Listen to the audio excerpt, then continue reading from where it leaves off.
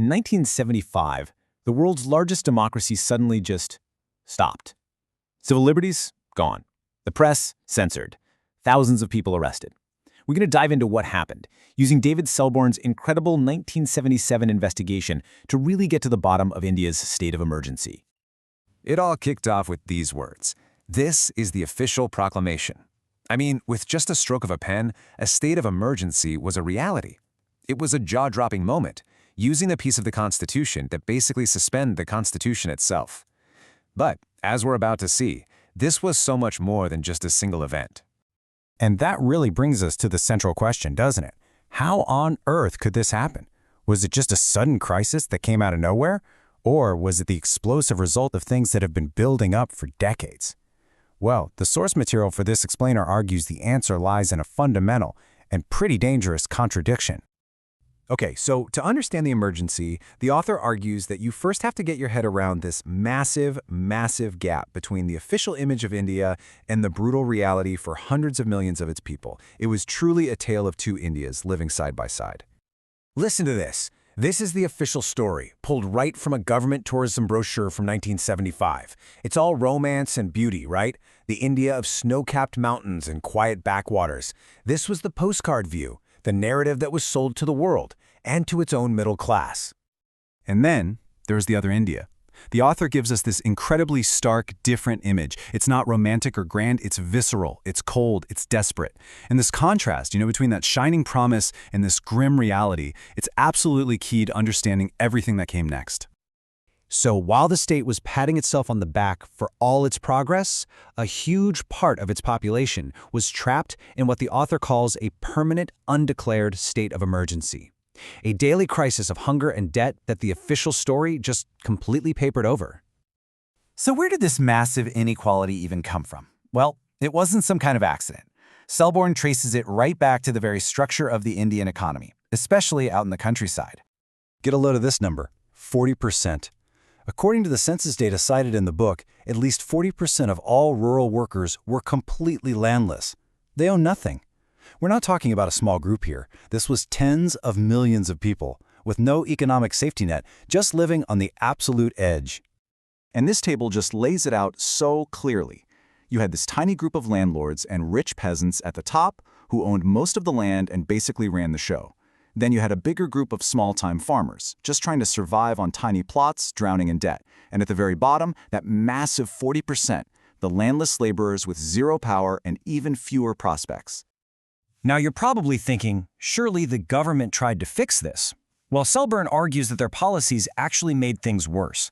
Big promises of land reform never really happened, and the so-called Green Revolution, which was supposed to boost farming for everyone, really just helped the people who already had land and money, pushing the poor even further behind.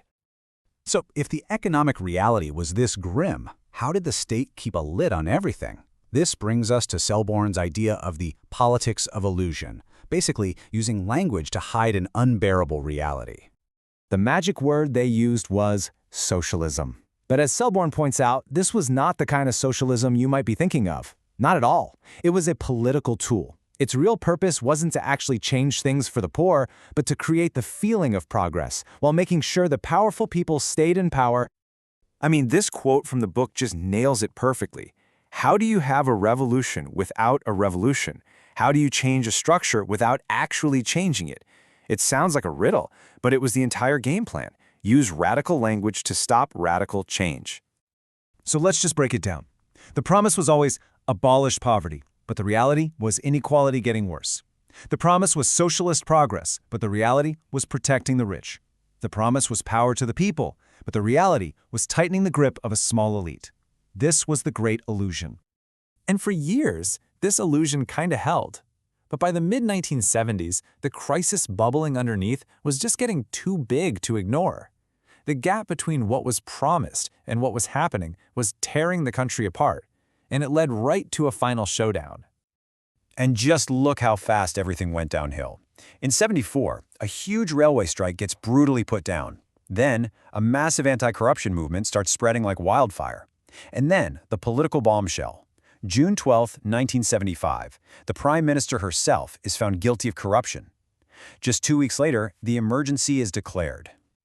The connection is crystal clear. The economic crisis had turned into a political crisis, which then turned into a legal crisis for the prime minister. With its power and legitimacy under fire from all sides, the regime basically decided, okay, we're done pretending, and chose brute force. And this is what they told everybody.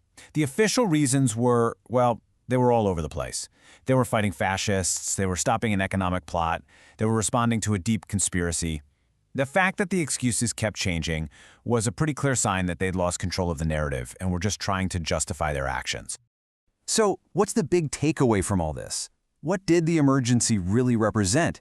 This brings us to the author's really powerful conclusion about the link between power and poverty in India. This quote really is the core of the whole argument. The emergency wasn't just a horrible event. Its real importance was that it was a moment of terrifying clarity. It was like a flash of lightning that, just for a moment, revealed the true nature of the Indian state that had been hidden for so long by that politics of illusion. So, the tyranny, Selbourne argues, wasn't born on June 26, 1975. The real, underlying tyranny was the deep structural violence of poverty, the inequality, and a state that ruled by illusion. The emergency just made it official. It ripped the mask off. And that leaves us with this final, really sobering question. The story of India in 1975 is a powerful one, but its lesson is universal.